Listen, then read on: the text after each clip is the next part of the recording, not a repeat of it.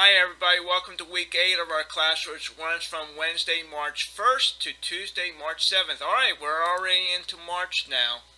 Now we're going to start getting into hypothesis testing.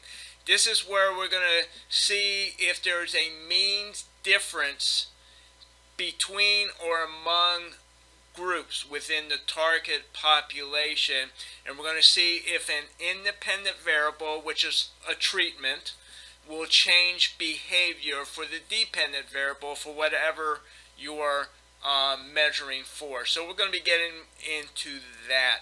I think you all know about my profiles if you need to contact me. I think by this time you all know that Ask the Professor. And hopefully you all have been using the statistical tutors. I don't think I need to go there anymore. Alright, next week for week 9, the critical review assignment will be due. That's Tuesday, March 14th. So by this time, you should have already read the article, and you should already be answering the question. In fact, let's go there. Okay, I got this up on the screen now.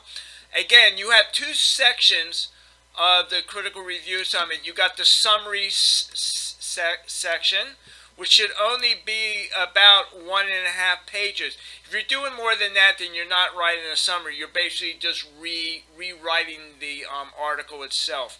And just make sure you answer all of these questions that are within. And if you wish, you can use these that I'm highlighting: research topic, research methodology, and major conclusion. You can use that as your headings for the 3 sections of the summary report. I should be able to read that, and I should be able to understand what the report was about. And all right, but your most important section is the in-depth critique. Again, this is where you as the reader is going to be teaching me as the reader of the report how you felt about the article. In other words, there's no right or wrong answer, but you got to be able to support whatever you're saying with facts from the story. So all these questions, like, is research problem clearly stated? Is it review logically organized? They're all yes and no questions, but you must explain why you chose yes or no, and do that throughout. And probably the most important section of this is the data analysis. This is a stat course, so in this section, just don't state data. You want to state, was it appropriate and why, and so forth. How many of the sample participated, and so forth. Significance of the 5 findings, and so forth. Write about that. I'll be reading about that very closely. All right, let's go back. All right, I got week 8 up here. Again, I always suggest start at the top, work your way down. I think this is my PowerPoint. Here's some examples for quiz 8 that you're going to need. And again, I suggest you look at these Zoom presentations too. Alright, let's go to activities. No discussion. There's no discussion link. Let's go to quizzes. Bring that up. Let's see. Alright, if you scroll down to the practice, there are 2 practice sections. Again, this is where you can ask the statistical tutors for help.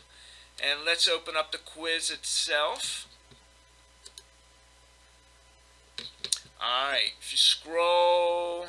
Alright, there are 13 questions. Again, I suggest every day for this next week, take some of the questions and work on them and ask the statistical tutor. They're going to...